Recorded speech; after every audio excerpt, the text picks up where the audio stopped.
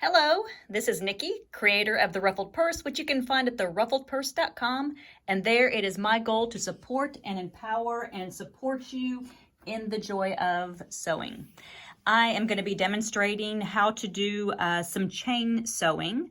The demonstration that I'm going to do is going to show you how to chain sew without lifting up the presser foot and with lifting up the presser foot. Typically, chain sewing is associated with making quilt blocks, but it can be used for other sewing projects to help you be more efficient and save time and thread. So before you actually do your chain sewing, you want to make sure that you've got everything prepared that you're going to be sewing together.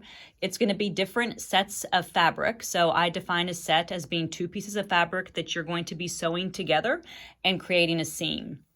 So in what I've done for preparation, I'm going to be making a welder's cap for my brother.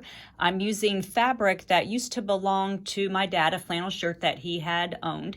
And so our dad passed away about 6 years ago.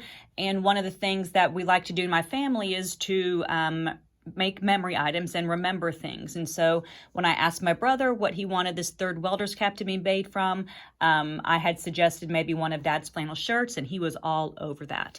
So I've cut up the shirt. I've got my different pieces here. So one of the pieces I'll be chain sewing is going to be the bill, and I've pinned it together so as I'm working I don't have to match up any edges. Because I cut it from a shirt, I didn't have a length long enough to make the band for the welder's cap, so I have to sew a little piece right here.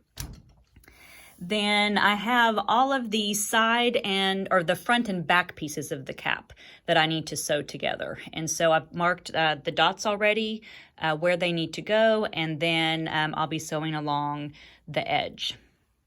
So I've got everything kind of laid out in front of me. I'm using my 1/4 inch presser foot because those are what the directions call for.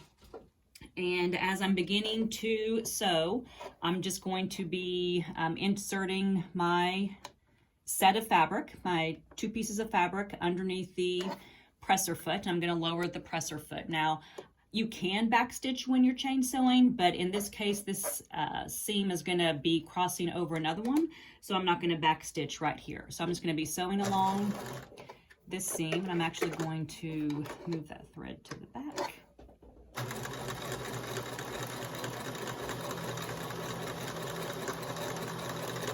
So when I'm doing the welder's cap, it has an inside and an outside.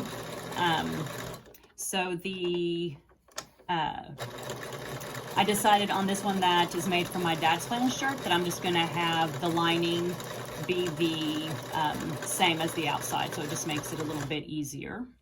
It's coming apart just a little bit, so I'm going to kind of just adjust that. So I'm getting here to the end of where I need to sew, and then I'm just going to keep sewing off. I'm going to keep sewing until it clears the presser foot. Then I'm going to get my next piece, and I don't need to lift the presser foot. The feed dogs just pick it up. Now this next one that I'm going to do, so when I'm chain stitching, it just stays together. I'm going to go a few more stitches so it clears the presser foot on the back. This one though, I have to actually start sewing on the dot. So I'm going to just lift the presser foot, pull it back a little bit, and then I'm going to lower it. Then I'm just going to sew along here. Again, chain sewing allows you to save thread and save time. So I'm going to clear the back. I'm going to get my next one. There is the dot.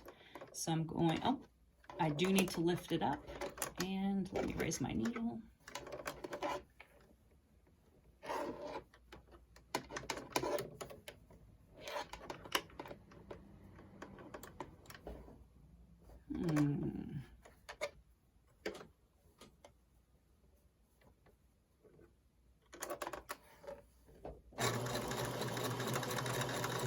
And start sewing.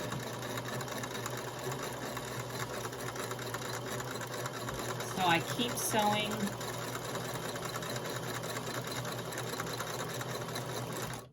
until I get to the next one. Lift up my presser foot, feed that under, So this is chain sewing, just feeding one set of pieces through the presser foot at one time. Oops, kind of went off a little bit there. Until I get to the very end. And I've got one more piece that I'm gonna sew. And I've pinned all these pieces ahead of time, and that's an important part of chain sewing, is that you've prepped your pieces ahead of time. Okay, that's my last piece to chain sew. So I'm gonna pull it out. I'm gonna use my thread cutter, and then as you can see, it's just one piece connected to another piece. I saved a lot of thread between each one. The last part would be to clip them apart. Now, if this was a project where the order of the pieces mattered, then I would make sure that I had some system in place to keep track of what pieces I was cutting apart. That's specifically important with a quilt top. So again, this is Nikki Hibbets from The Ruffled Purse, which you can find at theruffledpurse.com, and I am just demonstrating some chain sewing.